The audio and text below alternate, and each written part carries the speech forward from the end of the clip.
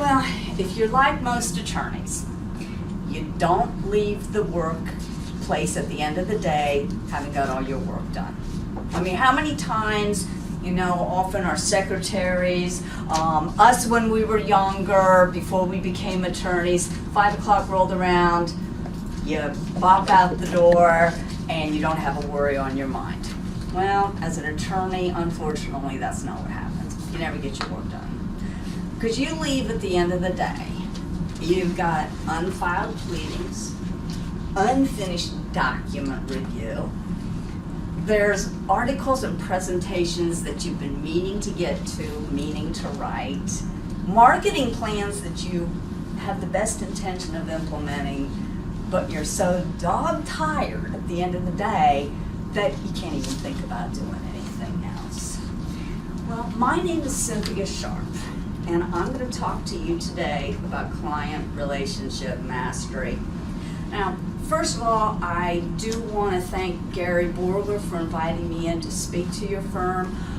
I've watched Gary, I've known Gary for over a quarter of a century now, and I've just seen the evolution of his practice, and not only of the practice, but the way that he has enhanced and built the practice through the years. And so it's just a pleasure to be talking to a firm that is as progressive as what I know Borger Jones to be. Now, some of you know me, most of you have met me, and you know that I'm an attorney as well as you are. I practiced full-time for 28 years, so actually I've been an attorney for 30 years. And 2 years ago, I made the decision that I wanted to move into a different career, because I'm the type that I know I'm always going to work. I've always loved speaking. I built my practice on speaking. Well, right at the time I left, there was the good fortune of New Jersey instituted mandatory continuing legal education. And having taught CLE for over 20 years in the state of New Jersey and really throughout the country, it just was a perfect segue for me to move into the area of CLE. In June of this year, just last month, I was privileged to attend a conference that was given by the Pennsylvania Board of Continuing Legal Education. And I endorse that organization and applaud them because I think they're really out to make sure that attorneys are getting the best education possible, which is why they put on an annual conference. Well, one of the speakers at the conference was Paul Killian, and he is the Chief Disciplinary Counsel for the Disciplinary Committee in the state of Pennsylvania. And what he related to us, among a lot of other good information, so there's basically 7 types of ethics complaints that come through the door. What do you think the top ethics violation was in the state of Pennsylvania over the past 2 years? Failure to communicate, and that was actually came in too. So you're really, really close. Number 1, Fees are in there. Actually, I believe that was about number 6. Diligence, lack of diligence. Now, I believe that these types of complaints for lack of diligence and communication, I think these are just a product of bad habits and a product of a work attitude that just needs to be looked at. During our next hour together, I'm going to give you some tips. I'm going to give you some tools that I've used through the years to help you change your habits to make sure that you don't get into the kind of hot water that we're going to talk about some of our brethren and sisterin have been caught up into. You know, yesterday morning I had been doing a little bit of preparation for this presentation and went out to my garden and was just, watering my plants. And I was really surprised that there were a couple weeds in the garden. I said, wait a minute, in a space this small, it's about half the size of my office, that I walk past every day, I didn't see these weeds. And I just wonder if I would have stepped back every time I passed that garden and taken a little bit closer look, would I have seen those weeds? And what I am just wondering is that in your own office, how many weeds do you have that you're unaware of, let alone the ones that you're so painfully aware of? Because when we step back and we pay attention to what's going on with client service, what's going on with the way that we manage our practice, then we can prevent ourselves from becoming surrounded by a mass of weeds that turns into confusion. The confusion turns into chaos, and that's not where we want to be. Now, I seriously doubt that any of you have these jungles in your office. Let's talk about what we can do to keep these weeds from actually growing. Now, think about if anybody ever told you that you need to change. Did anybody ever say, hey, you got to change your attitude? You know, when you're a kid, I think that's what they teach the parents in parent school, change your attitude. Or did anybody tell you that you need to change your habits? And you know deep down inside what they're talking about.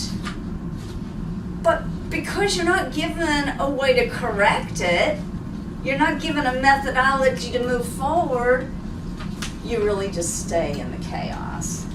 Now, there's some of you, and you have nothing undone left in your office. Okay, you are the type that, I know people, that a few people that are just like machines. They just get it all done and move on. Okay, now, you know who you are.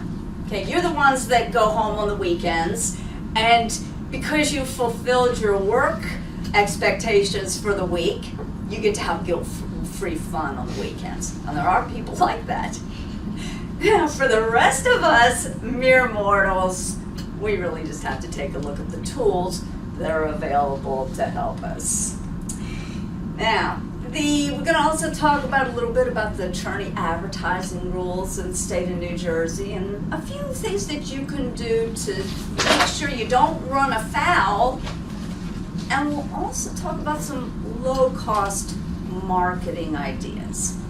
Because I know that you committed to a marketing program, and I was told you've had a marketing consultant come in, and I think that's wonderful. Because I don't do the same thing that a marketing consultant does. Okay, I have my own marketing consultant because I can't make all those logos and cool-looking designs and presentations in that way. I do something a little bit different. Well, New Year's Eve comes around, and other than think about what our frivolity is going to be for the evening, we often think about what's that resolution going to be? And we make those resolutions. And in fact, my understanding is that Bally's, the gym club, they actually make their money off of people who make New Year's resolutions. Because you know, I'm going to lose weight. You go in, and you have the best of intentions of making changes. You hear a motivational speech. You have the best intentions. Wow, I'm going to go do this. And then what happens? You leave, and you forget about it. 97% of people conduct their lives just in that way. Because there's only 3% of the population that has an actual program of setting goals and staying on track. Because if you don't know where you're going, how are you going to get there? Now, today, I promise not to teach you anything new. Because you already know what you have to do. Okay, you know what you need to do marketing-wise. You know what you need to do in maintaining those wonderful relationships with your clients in both communication and diligence. But the real issue is, since you know what to do, why aren't you doing it? And we're going to talk about that. Now, in your materials, there is a notes page. And on the notes page, we start out with the text, which you don't need to read because you can just take notes today if you wish. On the notes page, there's 2 questions, and whether you answer them in writing or just in your head, it doesn't matter. But one of them is, what do you want to take out of today, okay, other than an ethics credit? And also, what's a frustration that you have in your practice? What I'd like you to keep in mind is that it's really your results that you want to change. Okay, we're all looking at, I want to make more money. I want to have more time with my friends and family. I want better quality clients, less stress. That's the result. But you start out to change those results. You start out with looking at what your thoughts are. And I submit to you that if you look at what your results are today, you're going to know what your thoughts were earlier in the month, earlier in the year, or earlier in the decade. Because that's how you got to. It's those thoughts that originated where you are ending up today. So if you change your thoughts now, that's going to lead to a change in actions, and that's going to get you to where you want to be in your practice and in your life. Let's start out looking at RPC 1.3. Now, RPC 1.3 tells us a lawyer shall act with reasonable diligence and promptness in representing a client.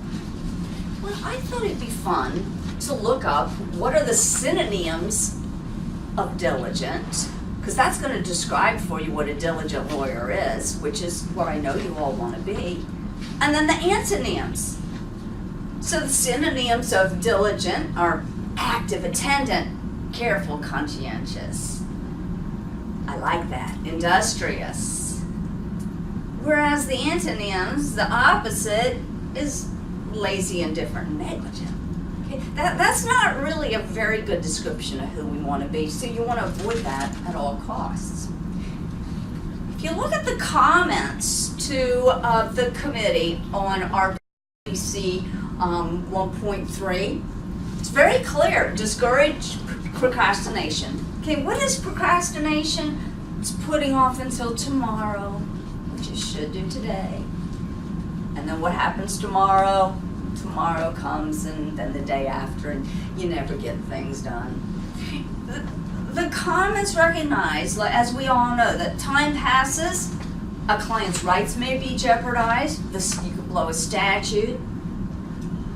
Also, by delaying, by engaging in just delay, you're going to undermine your client's trust in you. Because they are going to get aggravated. Because remember, this is their only case, hopefully. And so they focus on it. And so by communicating with them, and by getting the job done as reasonably quickly as can be expected, then you're going to have clients that are a lot more cohesive with your law firm. Because, boy, it's easier to keep a client than to get a new one.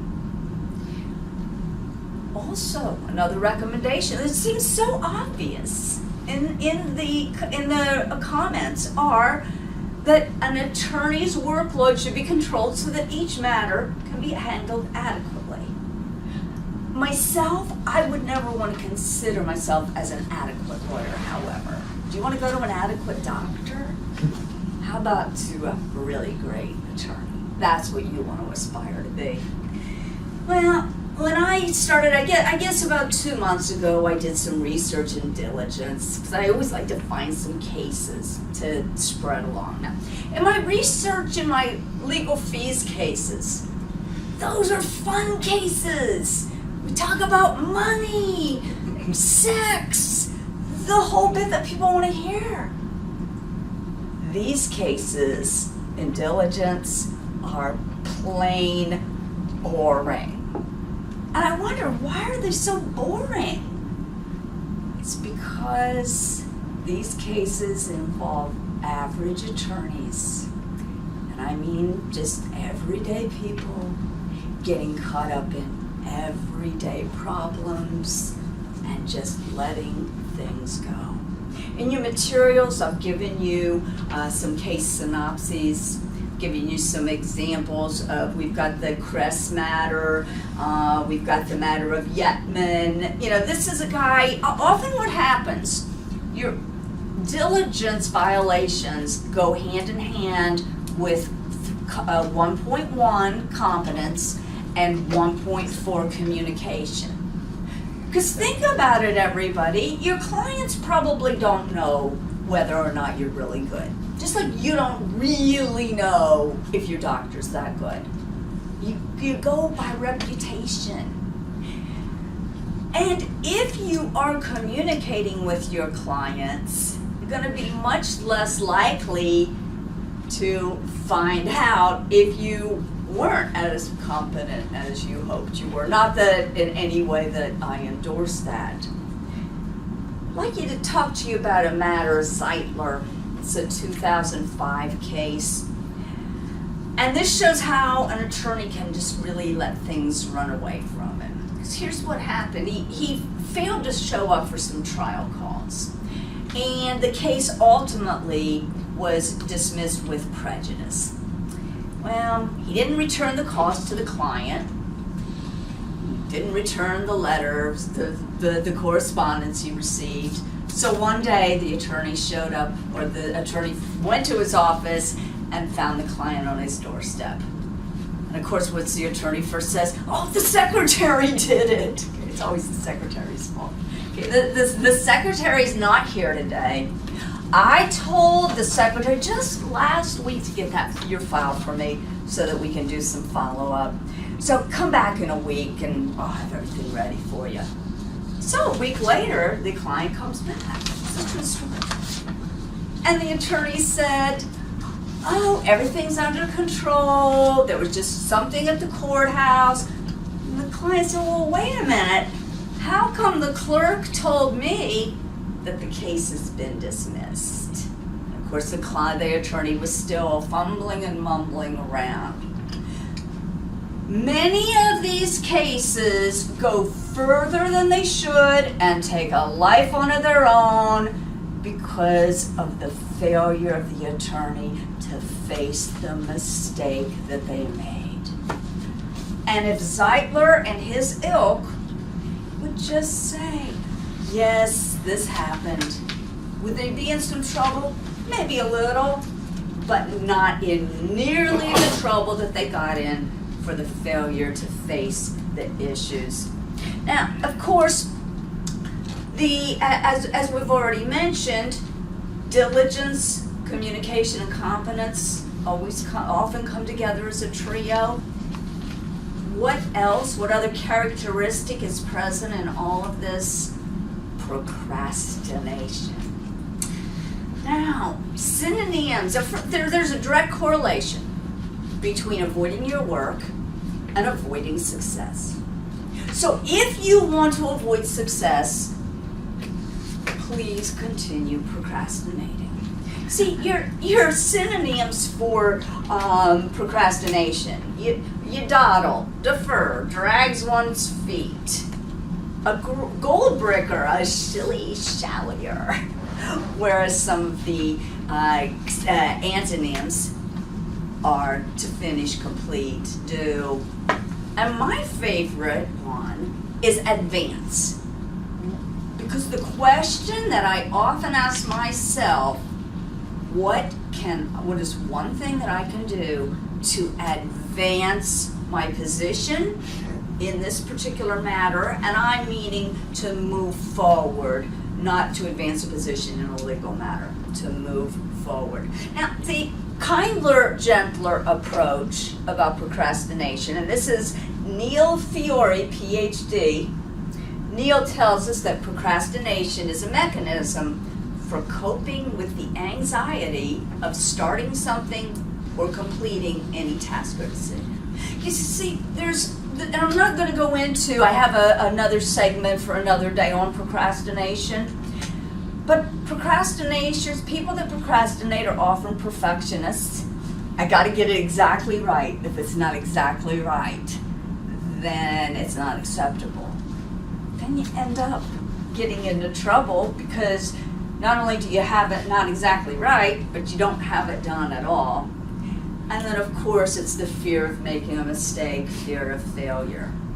So again, if you are a procrastinator, which if you breathe, you most likely have some element of procrastination in your personality. I certainly do. Now, if you are one of these attorneys who is super diligent, here's what you got to make sure of. Keep a record of your diligence. And this is where we'll talk in a moment about my attitude on databases. If you take wonderful, great notes about, in your cases, record every single thing that happens in a matter, then you have a wonderful defense against a complaint on lack of diligence. I knew of a matter recently where someone had kept all of the notes that they needed to keep. The client said, "Oh, there's this attorney didn't do a thing." And what was discovered is that over a 3-year period, there were 150 entries on the attorney's electronic database. Where do you think that ethics complaint went? Exactly where it should go, right out the door. Now, I'd like you to take a look in your materials. We have the one handout is the Covey Activity Management Quadrant. And that looks like this. And it'll be, if you want to just go through your materials, go through the RPCs, these handouts are right after those materials. So look at the Covey Activity Management Quadrant. Steve Covey is an efficiency type expert. You know, one of the problems with many efficiency experts is that they talk about time management and the lists, and just like I'm going to talk to you about lists. But what ends up happening is sometimes it can make people feel worse about themselves than they already did because they didn't take a look at what was on their list and get the things done. So I'll give you a couple of tips today how to look at yourself and look at what's going on in the inside to see what you can do to advance yourself forward. And we've got 4 quadrants in the Covey Activity Management Quadrant. We've got quadrant number 1 are those items that are urgent and important. So the urgent and important, those are the what an attorney that I used to work for, he called those screaming emergencies. Okay, he had emergencies, roaring emergencies, and screaming emergencies. Okay, that's how that guy lived. Okay, that's urgent and important. What would be an example in a law practice of something urgent and important? Client calls and needs a temporary restraining order. Okay, that's urgent and important. And Gary, the operative word that you've used there is needs. Okay, that's something that you got to give your attention to. That's one of those zingers that comes out of nowhere in an attorney's life. You didn't plan for that, nor could you ever plan for that. Something else. Responding to emotion. Okay, responding to emotion. Now, responding to emotion can sometimes be in the urgent and important, especially when you get to the point that it's 3 o'clock in the afternoon and the response is due at 5 p.m. today. That's urgent and it's important. Quadrant 2 is not urgent and important. Where are we? What kinds of activities would be in quadrant 2? Those would be your planning activities. Okay, so you're planning your next day's work. Relaxation activities. Okay, the recharging activities. That's what we put in quadrant 2. Quadrant 3 is the urgent and not important. Now, if Gary's client had called and said, I got to talk to Gary now, and it was the 6th call of the day. Do you have clients like that? Yeah. That call may not be urgent and important. It may be urgent, because it's really urgent to that client to talk to Gary now, but it's not important in the whole scheme of things because that person needs a hand holder. That's really what that person's looking out for. And then 4th quadrant is not urgent and not important. Okay, that's the fall fashion catalogs that are just starting to come out. Okay, you get those LL Bean, whatever your favorite catalogs that you get in your mail. That's not urgent and not important. We just love spending our time there. Where do you think we should be spending most of our time? What? In 1. Okay, and Bruce, you're supposed to say 1, urgent and important. Let's do 2. But it is 2, you're right. But see, you caught yourself very quickly. I've never had anybody catch themselves midstream like that. I submit that if you keep yourself, if you live in quadrant 2, in the planning quadrant, you're going to keep yourself out of quadrant 1 more often. Okay? Sometimes it's unavoidable, but quadrant 2 is where you want to live, and that's where these tools will keep you. So let's take a look right now at your 1-year planner, and that is next in your activities. It's the 1-year challenge. I have completed quarters 3 and quarters 4 of the 1-year challenge. Now, what that has to, and if you, I see Gary may not have those in his materials, I'll get that one to you. But in the 1-year challenge, what you're looking at, you're looking at what is the vision of myself a year from now. Who do I want to be a year from now? 'Cause, by the way, you get to decide that. Okay, you get to take control of that. See, back in 2006, at the end of 2006, I stopped seeing myself as an attorney. I stopped seeing myself as a practicing attorney. I started seeing myself as a professional speaker and coach.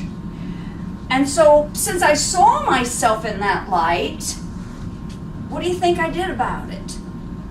I went out and met other people who had been successful in the field to figure out what they did to get there. Okay, so just like you, if you want to be the top-notch collaborative family law attorney in the state of New Jersey, what are you going to do? Are you going to go talk to workers' comp attorneys? No. Are you going to go talk to collaborative attorneys who have failed, who have said, oh, that can't be done, it won't work? Are you going to talk to those people? No. You go and talk to the people that have already been successful and take their advice. And that's where the breakdown usually is. You go out and you get the advice, you listen to it, think it's good, but then you don't follow through on it. That's what many of the when I was in practice and would be in the panels, giving away all of our secrets as to how we ran our practice and our substantive secrets in terms of how we saved people money. None of us really cared that they would say, well, why would you do that? Why would you create your own competition? You're teaching the competition. Nah, they'll listen to it, but they're not going to do it anyway. Don't let yourself fall into that trap. Once you learn what you need to do, get out there and do it. And that's where this 1-year challenge, if you'll just take a look at it, this person put down what's your crucial 1-year goals. What do you want to be at the end of this year? Well, this person said, well, I want to lose 15 pounds. Well, you don't lose 15 pounds in a day. You make a plan. I want to increase my database. I want to increase my referrals by 200 names. Well, you're not going to do it all in one day. It's too overwhelming. So the plan was, in the 3rd quarter, I'm going to add 35 people to the database. And again, I'm happy to go through any of these techniques and tools with anybody who's interested. Another tool that I'm providing to you, it's called the Ideal Week Diary. If you start out your week and you don't know what you're going to get done by the end of the week, are you going to be able to break it down into chunks that make sense? So you can see that in this Ideal Week Diary of November 22nd, the sample I gave you, and by the way, I've given you blanks of each of these for you to use yourself. And anytime you get any more, if you write on them, just do, well, we've sent them to you, just download them, use them. They're not copyrighted, they're for you. So for example, you see that in this case, on Thursday, well, the Dexter depositions were scheduled. If the Dexter depositions got canceled, man, what's this attorney gonna do? They got to decide what they're going to do with that time. But you decide it when the dep gets canceled. So you get the call on Wednesday, Dexter dep is canceled. You say, whoa, I got a whole free period of time. Now what do most people do? They will be reactive with this period of time. Just say, well, let's see what happens. It'll come as it comes. Well, the way that a person who's taking charge of their schedule would work and say, whoa, Thursday, I got a whole block of time, yippee. Well, maybe you'll go to the shore, and that would be okay. I would be all right. So, I'm going to give myself a break. Haven't had a break in a while. Thank goodness this dep got canceled. And you may say, well, that article I've been meaning to write, that would be a great time to start doing some research. And then you make your plan. That's where the Ideal Week comes into play. Now, I'd like to talk to you some about communication. We are in the client service business. And how many other attorneys are in the client service business? There are in this country 1.2 million active attorneys. In the state of New Jersey, 42,000 active attorneys. So you got a bunch of lawyers out there, plus all those Pennsylvania, New York, and New Jersey contains 1/6 of this country's population of active attorneys. So you're gonna have to be on your feet about this. And by the way, I attended, when I was at the PACL's conference, they brought in a guy from England who was talking about the soft skills that attorneys need to develop. And he was telling us about that in England, there was a law that has passed in 2007 that is allowing the big conglomerates to come in and buy up law firms. So he said that the way that a lot of the law firms now are being structured are just like the I place that you go to for your exams, America's Best Contacts, that a lot of the law firms are being bought up. So to differentiate yourself and to keep yourself in practice, in the size of practice that you are, you're going to have to learn to differentiate yourself. Because the practice of law is in jeopardy of becoming a commodity. A commodity, because we have the internet. Anybody can do their own divorce now, as you all know. What do they need you for? So they think. They need you. They're not buying pieces of paper from you. They're buying wisdom.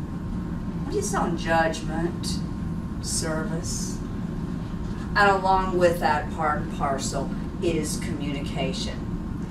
Now, Hunter S. Thompson, how many of you remember Hunter S. Thompson? So back from the 70s, he was the Fear and Loathing in Las Vegas, that type of book. Well, his attorney, his quote on communication was, as your attorney, it's my duty to inform you that it's not important that you understand what I'm doing or why you're paying me so much money. What's important is that you continue to do so. And I'm afraid that many attorneys practice the way that Hunter S. Thompson's attorney so-called practiced. I've given you the RPC 1.4, the duty to keep your clients informed. Inform a prospective client of how, when, and where the client may communicate with the lawyer. Well, most lawyers I knew do have telephones, so I would hope that's not a problem, and I don't think that's usually where the problem comes. The problem normally comes in the attorney's returning of the call. Now, I have given you a few of the cases, the Turner matter, And again, a lot of these cases also involve attorneys that are unfortunately involved, got caught up in substance abuse, so that's, again, a different topic for a different day. I know that you've got a case management system. I know you've got some type of a database. And what is so absolutely critical is using the database. And I would just bet, Gary and I didn't talk about this, but I'll just bet that you've got some rules, procedures, in what needs to be recorded, or in keeping constant recording of what happened in a case. But here's where the breakdown always is. It's in doing it. And guess who's usually guilty? Is it your secretary? Is it the support staff? Nah, it's the lawyer. Because lawyers are busy. We get caught up in what we're doing and don't want to write this stuff down. But you know, if you are constantly writing down information about your clients, it's wonderful, first of all, to keep, you then can garner personal information, and they'll be thrilled that you remembered it. Except, of course, you really didn't remember it. You just, as you know, I did elder law, and there would be, my clients tended to have a lot of hip operations, knee operations, and these health issues. And were they thrilled when they'd come in after 3 years, and I would have reviewed my database before, and I was just able to say, oh, that's when you had the hip operation. They're like, oh, yes. So, and of course then I confess to him, you may think I have a good memory, but I really just write things down. And that's okay to confess that to him, gets a little laugh. But they know that you cared enough. And that is part of our relationship. And what keeps them coming back? Because who do you want to do business with? Do you want to go to somebody that you don't like? I don't like them, but I'm going to go to them. I mean, if they're Effley Bailey, or if they're somebody or Jose Baez or whoever, then yeah, we may say, yeah, we'll go to them, even if we don't like it. But for the most part, we want to go to people who we know, like, and trust. So now, in your communication, take a look at your bedside manner. Listening. Ask open-ended questions. The trap that so many lawyers fall into is talk, so that everybody will know how important they are. Okay, client comes in. Hi, I'm CYNTHIA SHARP. I am a very important, smart attorney, and let me tell you about all the cases I've handled and how wonderful I am. And does a client want to hear that? No. You want to hear it because you want to hear yourself talk. Here's what the client wants. They want to hear themselves talk.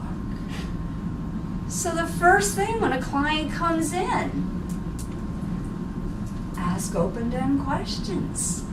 What made you come in here today? What's your concern?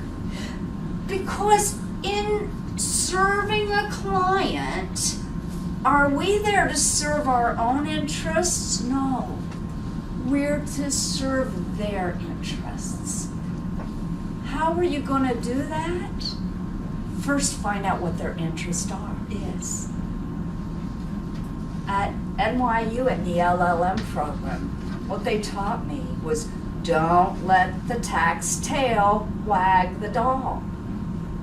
So just like a carpenter may think that it's a hammer and a nail solves every problem, as a tax lawyer may think that a tax issue solves every problem. But sometimes people will make compromises on their legal rights in order to accomplish a personal need. So you need to keep that in mind. And listening with respect is one of the most critical skills that needs to be developed. And listening with respect means that, well, keep mouth shut, ears open, make eye contact, because then people know that you care about them. You're making a connection, and that's what we're looking to do. But the most important tip on listening that I can give to you is stop listening to your own inner thoughts as your client, your adversary, or your colleague is talking to you.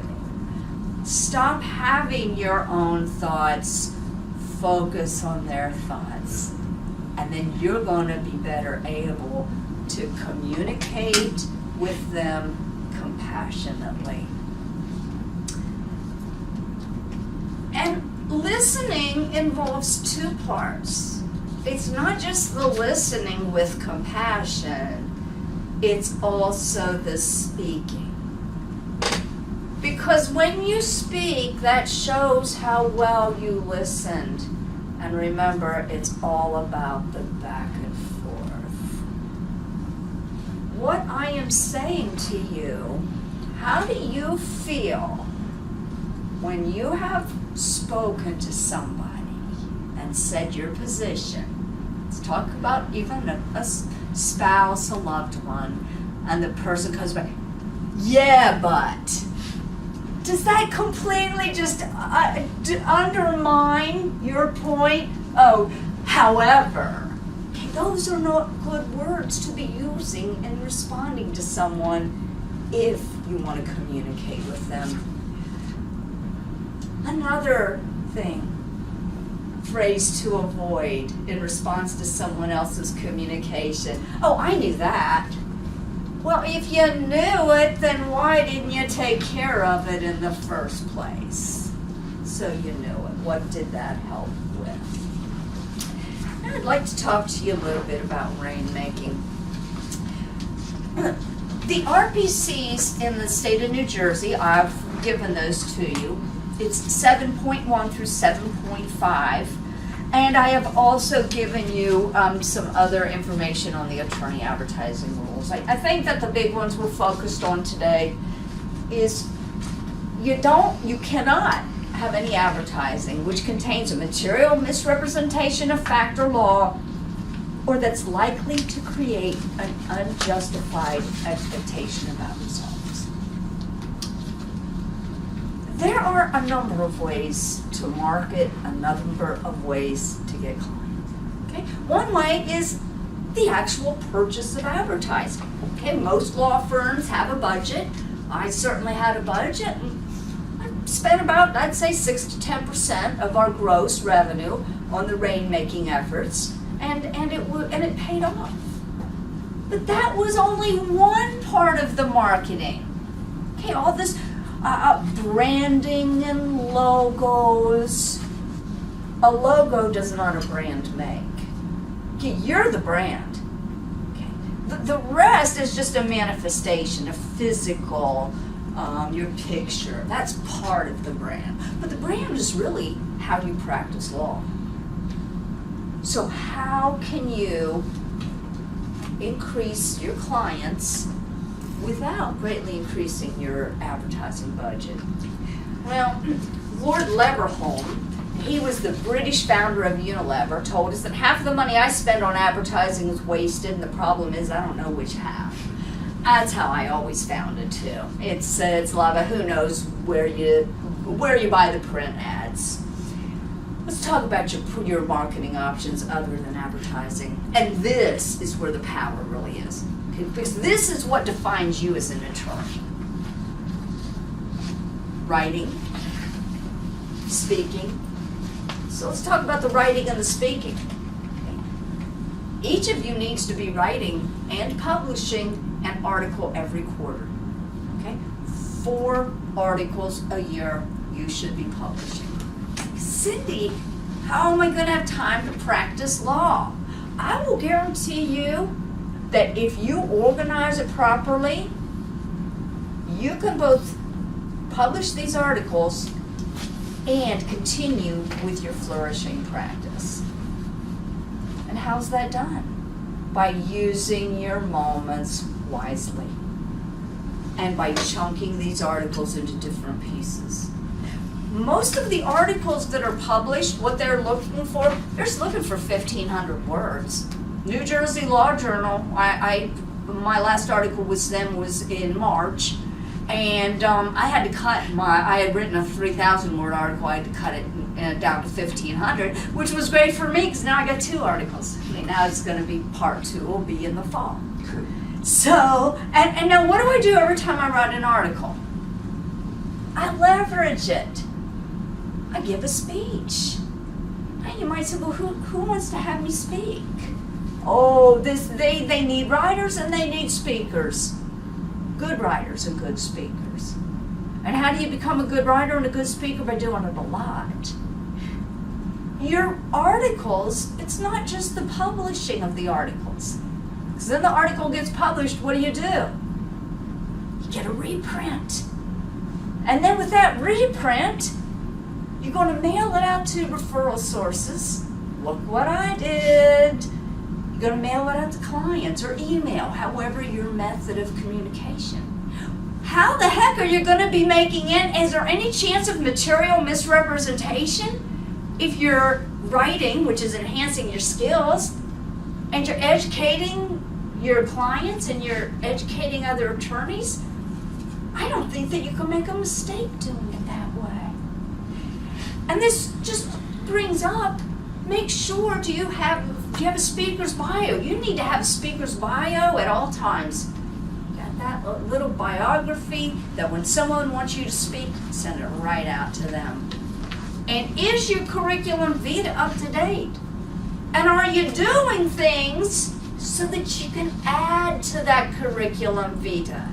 Keep building it and building it and building it until it no longer makes sense to be able to print it because it's so long. Now, your marketing materials, I know you've got your marketing person on that, networking events. Okay, on networking events, what you need to make sure that you have available there is that you go to them. And what do you do at the networking events? Let's talk about where you begin. Now, I don't believe that we've included in your materials a business development assessment. I'm going to send one over to you. And the business development assessment just has a set of simple questions. And simple is my operative word here. People make this all to be so complicated. When you see my marketing plan that I'm going to propose for you, then it's just a plan. It's you'll see it's my Jackson Barrister Marketing Plan 2011. Basically, it says go meet with a referral source every week, make 2 phone calls a week, write an article a quarter, go to a networking event once a month. If you do all of that on a regular basis, you've got a recipe for success right there. The mistake we make is that we want the results today. See, I had someone tell me, a client of mine tell me recently, an attorney who's wanting to build his practice, oh yeah, I went to the Bar Association, but I never got anything out of it. Well, how long did you go? Oh, I belonged a couple years. Well, how many events did you go to? 2 or 3. You don't get business from a group going 2 or 3 times. Okay? Because who do we do business with? Who do we refer business to? People that we know, like, and trust. I've been going to Camden County Bar Association and Burlington County events for almost 30 years. And I still go, because that's still where I get my business, in the CLE and coaching. And you know, the people that are in my age range, the same people that I've known for 30 years keep coming. Now, I want to tell you about the Girard's Law of 250. There's a study done. It's basically that each of us knows 250 people well enough to invite to a wedding or that's going to come to our funeral. So just think about it. If I know 250 people, okay, there's 250. If John Jones is one of the people I know, he knows 250 people. Well, maybe I can get introduced to some of his people for business purposes. So in your networking, what you want to promote is you want to meet people who are going to be able to make referrals to you. There's nothing better than getting a referral and making a referral. When you get a referral, what's one of the first things that you should do? You either pick up the phone or do a handwritten thank you note to the referral source. It doesn't matter if the client comes in. It doesn't matter if the client ever calls you. Because what you're doing is you're acknowledging the referral source, you are thanking the referral source, and you are almost guaranteeing that when the next case comes up, it's going to be referred to you. Now, in your networking venues, what I want to emphasize is that use those listening skills. My way of networking, when I go to a function, I have an agenda in mind. Okay, I already know who I want to talk to there. Okay, I've got, because you pretty much, when you're going to go somewhere, you have an idea of who's going to be there. And if you don't, then you should. Think of, if it's somebody I've never met, maybe it's somebody I want to meet. I will go up to somebody that I've always wanted to meet you. I'm Cynthia Sharp. I've heard about your. If it's somebody you want to meet, that is somebody you could make a powerful connection with, study up on them. Don't we love it when people know something about us and compliment us?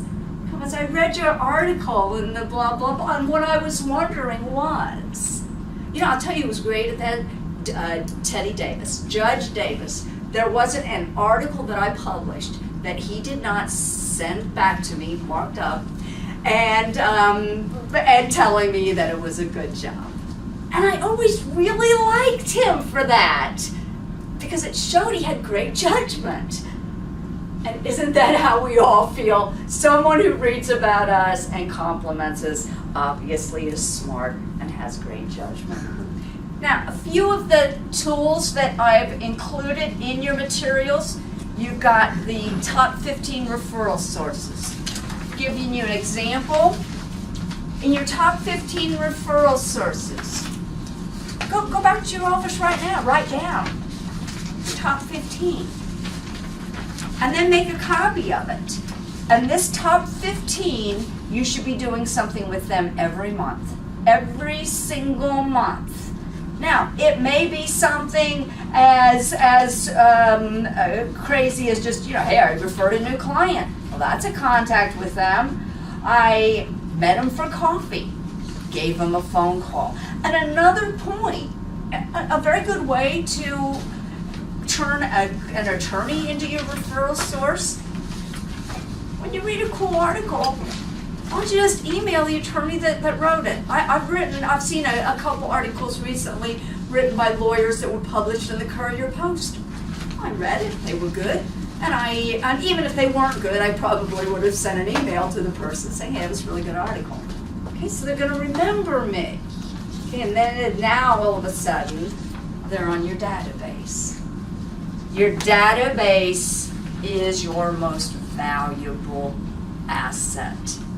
When I left the practice of law, I had 20,000 people on my database. How did I get 20,000 people? One at a time. If I saw somebody, this was attorneys, clients, people that had heard me speak. Because when you go out and speak, you don't just say, oh, here's my card, have a great day. No, you're going to get evaluation sheets. Okay, now you have to turn these in because that's how I give you the credit. But then you persuade everybody out there, turn in your evaluation sheet. Then you have a name, address, phone number. Then you're not going to call them. But now you can send them things. Because when I learned about marketing, there's 3 types of people. Okay, there's the people like, yeah, I need you. And they come right in and they retain you on the spot. And then and you got the people that are never going to retain you. Okay, just give up on them. They don't like you. They don't like lawyers. You know, turn your attention elsewhere. The interesting people are the people that are, I don't know, maybe I don't need you now, maybe I don't need you at all. Those are the people that you're able to persuade that you are the right person for the job. Now, the last tool I'd like to show you, and this is my favorite. This is the one I use every day. It's my take charge plan. Give you a blank one. Now, the take charge plan, some of my coaching clients that look at this and say, oh, Cindy, I have a to-do list. I always do a to-do list. This is not a to-do list. This is a must-do list. I got to get it done. And before the end of the day. And I actually have at the bottom of mine, I have a different one that I use for mine. I kind of a little contract with myself. I will not go to bed tonight unless this stuff's done.